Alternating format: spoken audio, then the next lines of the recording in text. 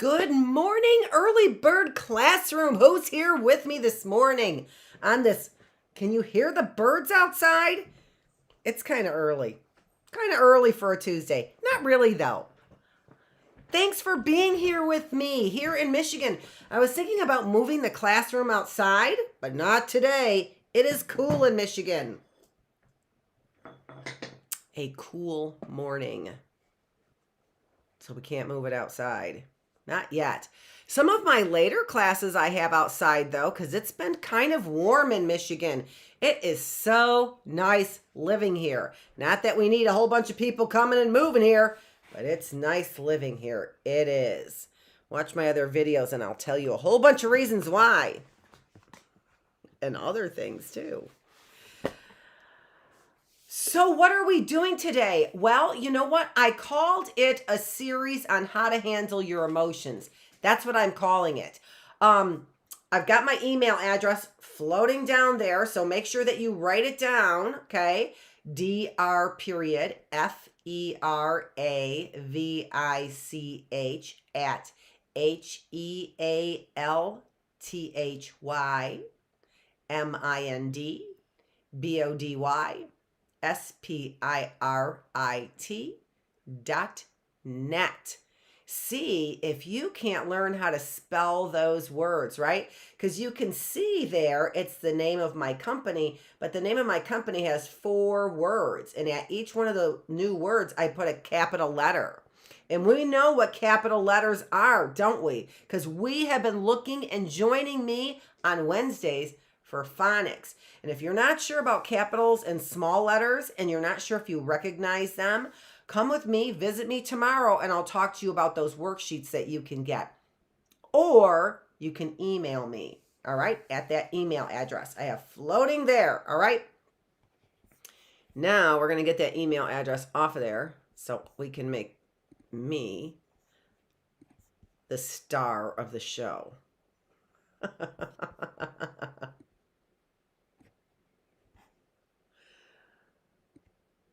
There. Okay. So also, I wanted to tell you that if you like some of the things I'm doing for the early bird, you might like reading and hearing me read a story. And we're doing this today at 3:15 on Tuesdays and Thursdays and 1:45 on Wednesdays. Who's we? Me and the crew. Me and the whole crew. You know what? Nobody showed up again today. What is going on? They're running around with their masks on, and I think they're faking it. That's what I think. Okay, so what are we reading at 3:15 today? I like it. It's so good. If you missed it, we started it on Thursday. So day number 36, we started this, all right? And it's called The Reading Room. So come into the reading room. I think I'm saying this because I think this class would like this. So The Mostly True Adventures of Homer P. Figg. It is so good so far. So, okay, so join me there. Now, also, I want to say something else. No, not yet. Not yet. That's for the next classroom. All right, let's get started with this. We're doing a series on handling your emotions. And I was thinking today, as I was getting up, getting ready for the class, when did we start this? When did we start this series? Like, should I say this is day 1? Should I say, well, no, we had the series last time, so should I say it was day 2? Well, I was talking last time, I was continuing what we were talking about the 10 Commandments. Should I say this is day 3? And then it was a 10 Commandments series before that. We were reading the Bible, and we were reading about Moses. But I really would say probably handling your emotions, maybe this series is probably on day 3, is what I'm thinking. I probably would say that. And I think I did, day 3.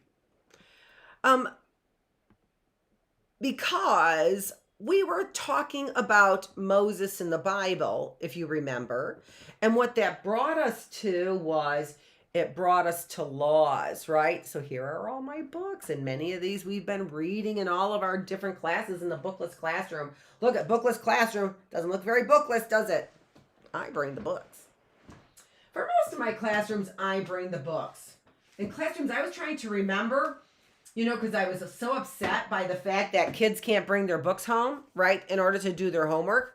And you want to know the funny thing about that is that I went to a really small Catholic school, and we couldn't bring our books home either. there would we couldn't bring our books home.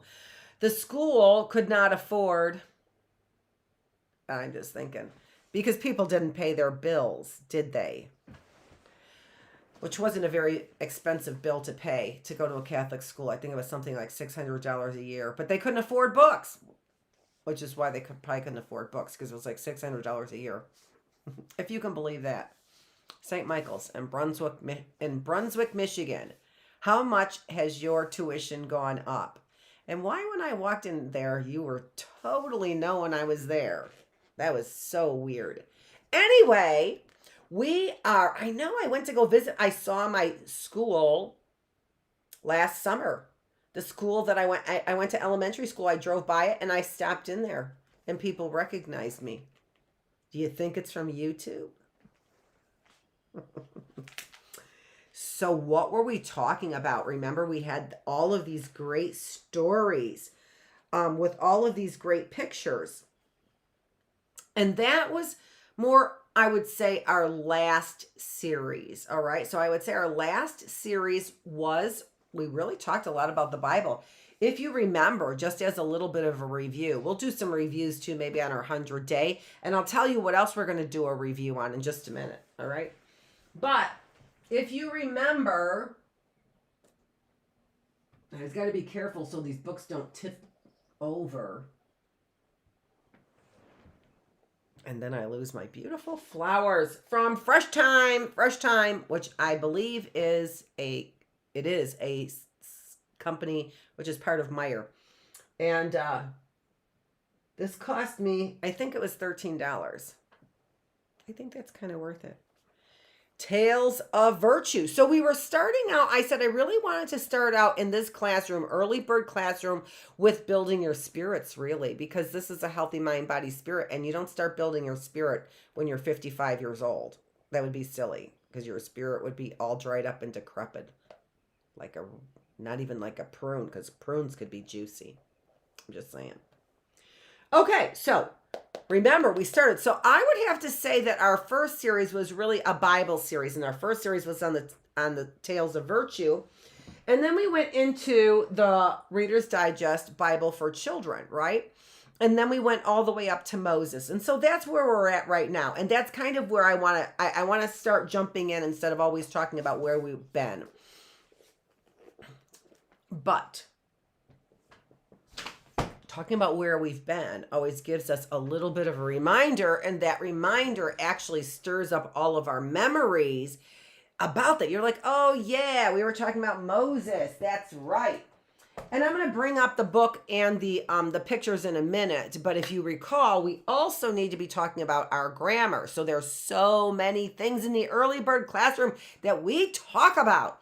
And so even if you think that you are way too old for the early bird classroom, you're not.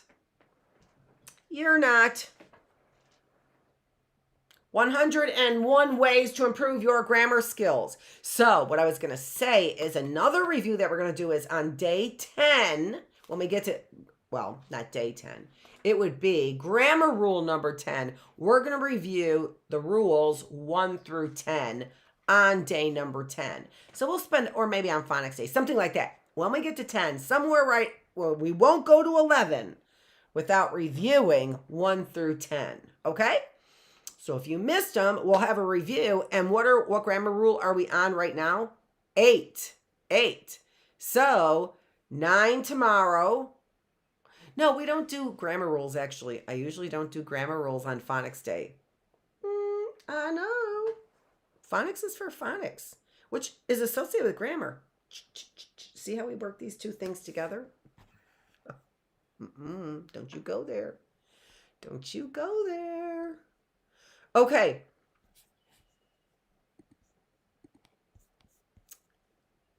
So we've got our series now that we are starting on how to handle your emotions. And as soon as we get done with the review, hopefully, geez, can we get done with it today, please? So we can get our book started. This is day number 2. We said we were going to start our book. And the thing to remember about this book that I want you to get ready for is this. You are going to be watching the words with me. So I'm going to be holding this up close as I can, and still be able to read it. And it's going to say, and you're going to read it with me. You're going to read it with me so that we are kind of now doing a little bit of reading together. All right? Because it's an easy read book. And I'm here. Let's move on. So what do we have going on? There's our title. So our series on how to handle your emotions, and we're going to get to handling your ups and downs, and we will get to that today. So tip number 8, read your writing out loud. So from our 101 ways to improve your grammar skills, what is rule number 8? Read your writing out loud. This is so important. When we write, we are using our senses of touch and our eyes. But there are so many things that we miss when we do that because we're thinking while we're writing, right? There's so many things that we miss. We think we have it all down on paper because we thought it in our heads. But a lot of times we don't think in complete sentences in our heads. And so what we might have on paper might sound like it's in our heads, which aren't full sentences. And so if you read your work out loud, and that's what I had to do, even as a secretary, I had to do that to find my mistakes. And it still wasn't easy. And I was a secretary.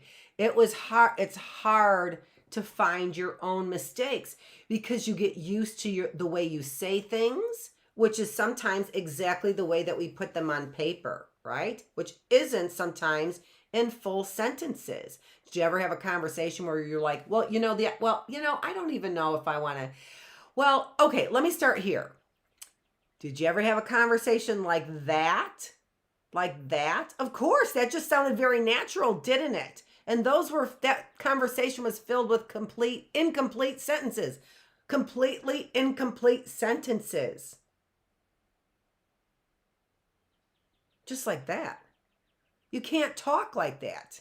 We can't talk like that to one another. We do talk like that to one another. We can't write like that. We can't write like that and expect people can understand what we're saying, right? Like the times I hesitate here, I can't write like that. I have to write in complete thoughts because remember, part of what we're doing is we're communicating, right?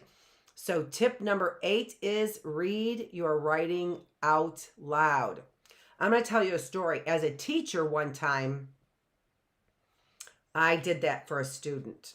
I read the student's paper out loud, and I might have told you this before or another class, but I read the student's paper out loud because the student wasn't a bad student. Of course, the student wasn't a bad student, but the student did not have a very good background on writing and was not aware of what that person put down on paper, what it sounded like. And the way that person found out what it sounded like was because I read that person's paper back to that student. So read your paper. And that was hard for that student to hear, right? So if you don't want your teacher reading your paper back to you, especially if it doesn't make a whole lot of sense, read your paper out loud to yourself or read it out loud to somebody else. Or have somebody else, if you dare, read your paper out loud to you. Okay, all right, moving on.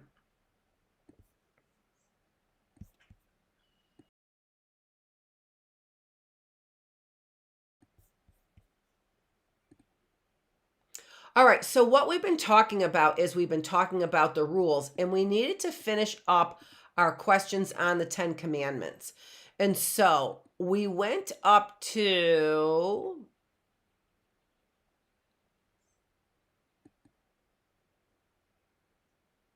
Oh, I don't even know if we've done those. What questions have we done?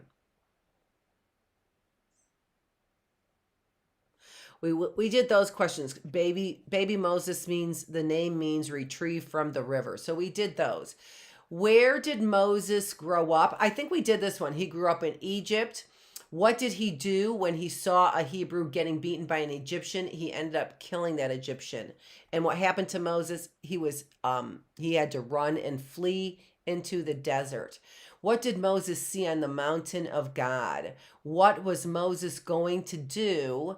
Was his job easy, do you think? So he saw the burning bush on that mountain of God. And I think we might have already talked about this one.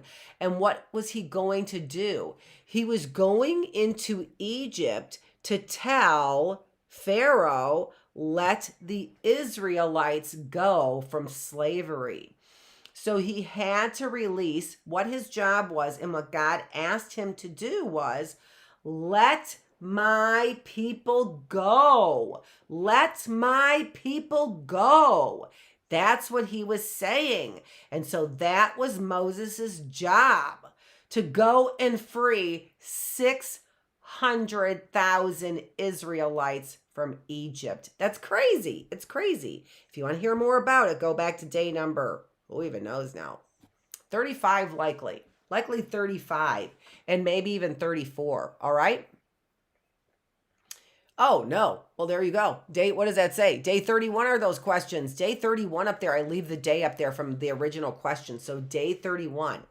And do you think his job was easy? Moses' job was easy. Do you think that God's punishments he sent were fair? Why do you think Pharaoh was so stubborn? So if you remember, what God did was he sent Pharaoh and the Egyptians those 10 plagues. And we showed in the book, right? At the last one where we visited, I was showing you those pictures again. We really need to get through these questions. And so I don't want to show you those pictures again, all right? Because then I'll get lost in the pictures because they're so pretty. I really like the pictures in both of those books that we have. That one, Bible's, the Reader's Digest one, and then the other one, which is the Children's Illustrated Bible. And why do you think Pharaoh was so stubborn? That's your own opinion, right? Why do you think Pharaoh was so stubborn? But one of the reasons that Pharaoh was so stubborn was because God hardened his heart. Now, we don't have to rush all this, so I'm not going to rush this. I want to say, if you think about that, God, we knew in the story, I said that God hardened Pharaoh's heart. So one of the reasons why Pharaoh was so stubborn was because God hardened his heart. So what do you think that means? God hardened Pharaoh's heart. He made it hard, like a rock. It wasn't soft and squishy, like we think of our moms, or the things that we love, or our teddy bears, right? All nice and soft, right? That we like to hug and cuddle with, right? That's not hard. He made his heart hard, like a rock hard. Ugh. Wow. I wouldn't want God to make my hard heart, would you? No, I wouldn't. And you know what I think? I think that maybe if God knows that we want our hearts to stay soft for him, if God knows that we want our hearts to stay soft for him, I bet he would keep our hearts soft.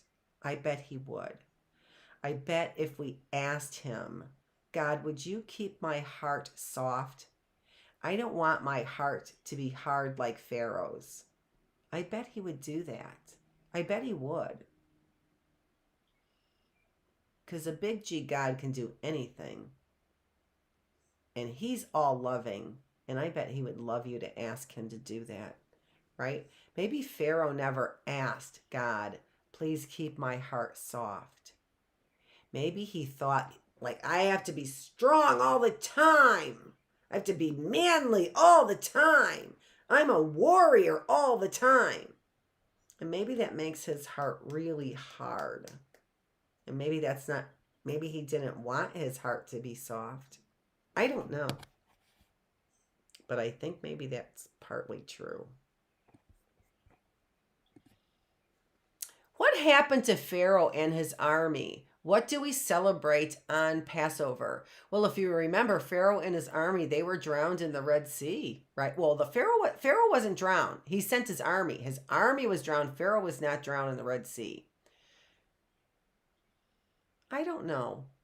He wasn't drowned in the Red Sea in the Ten Commandments movie. I can't remember if it did say all his army was drowned. I'm not sure.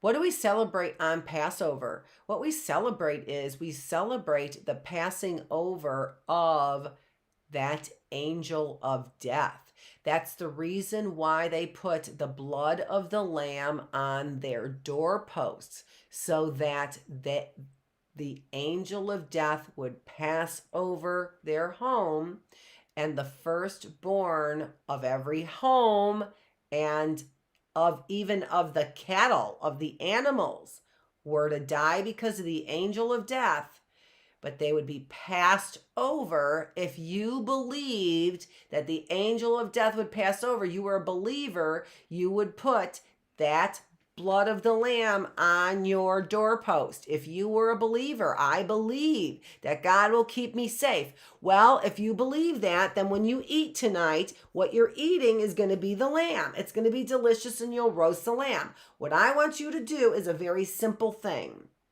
God really does ask us to do simple things. If you believe, all you got to do is when you go to eat, take the blood of that lamb and remember, we saw that picture. I don't want to show it again. You could see it probably day 31, 32, 33, 34, 35, and 36. Probably. Except for on Phonics Day, you didn't see it. That's it. Okay? All right. So it is a reminder of what they believed. It was a reminder not to get your heart hardened against God so that you build a golden calf after that. Holy smokes, what's the matter with you? Oh my gosh. And if you build a God, how could it be a God? I don't even understand that.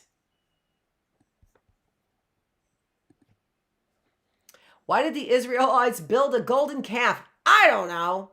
How did that make Moses feel? Oh, he was mad, right? Remember, he threw those tablets. How did that make God feel? God was kind of mad too. He was mad too. He made them wander in the desert for 40 years, remember? Because they did that. Where did the Israelites go after they were freed from Egypt? After they were freed, they wandered in the desert for 40 years. 2 generations is what they did. Okay, those are our questions. Thank goodness. Oh my goodness gracious. We are finally done, and we are really, really, really now rolling into our series on handling our emotions. And remember, this is likely day 3 on it, but remember, we wanted to talk about the rules, and the 10 commandments were the rules, but that's not sometimes how we don't always, we're like, yeah, maybe that's your rule. I don't like that rule so much. All right, maybe I kind of get the rule, but I don't even know if I like it. So, and then what do you do? And then what do you do? And then what do you do when you don't like the rule? What do you do when you don't like the rule? I want you to think about that for a minute. What do you do if you don't like the rule? Well, maybe do you get mad? Do you get sad? Do you get quiet? Do you break the rule? Do you get sneaky? What do you do if you don't like the rule? Do you follow it anyway? What do you do if you don't like the rule? Okay, let's see if I can do this without my glasses so I don't have to take another break. Okay. So this book here is called Handling Your Ups and Downs, and it's by Joy Wilt, and the illustrations are by Hergy. I don't know. That's the only name that they give us right there. So So it's a children's book about emotions. And then you can see here, oh, there's the artist. But they call him, it's Ernie Hergenroder. How's that for a name? So I call him Hergy. Okay, I get it. And there's about the author. I don't have my glasses, so I can't even read that print. I'm lucky if I'll be able to read the rest of the book without my glasses. But let's take a look at this. I can read this, though. I can read this. Because chapter 1, because this is handling your ups and downs. Feeling up. Comfortable feelings. Now, that's a long word. Remember, we're going to read this together. And this actually, introduction, this is kind of for big people here, right? This is normally not what they read in a classroom. Chapter 2, feeling down. Uncomfortable feelings. Chapter 3, handling your downs. And then the conclusion. So we're going to read our first chapter book together. So we've got 3 chapters and a conclusion. And look at how many pages we're going to be reading. 125 pages. And you're going to read it with me. And we're going to stop and have questions. We're not going to have questions today because I knew I had the other questions and we cannot continue to not read this book. We have to get reading this book. All right, so here we've got some illustrations, and some of them are in color, and some of them aren't here. Handling your ups and downs. Okay? So there's our color picture there, and this person looks like they're having some ups, and this person looks like she's having some downs.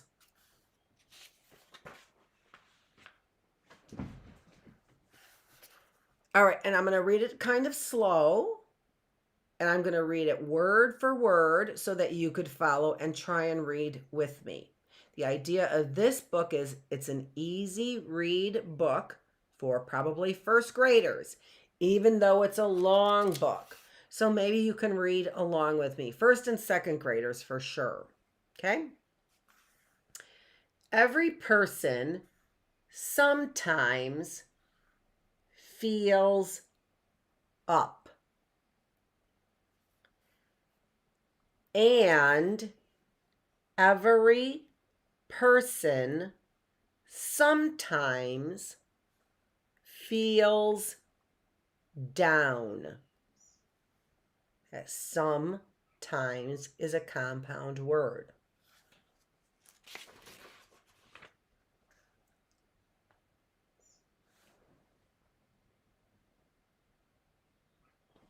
I don't know what that is right there. What is that?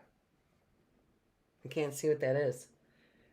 That's an A. It's probably just when a person, it's like almost stamped out. And then it's all blurry. So it just looks like a little right there. Okay. When a person feels up, he or she, this is a long word, experiences, X, beer, E, I saying E, and Sis, soft C, soft C. He or she experiences comfortable, good feelings. So comfortable means good. So when a person feels up, he or she experiences comfortable, good feelings. All right, so comfortable means good. They're good feelings. Everyone likes comfortable feelings. There we go. Let me get my face in there. So I don't look like a weirdo. They can help a person they can help a person have fun and enjoy life. Everyone likes comfortable feelings. They can help a person have fun and enjoy life.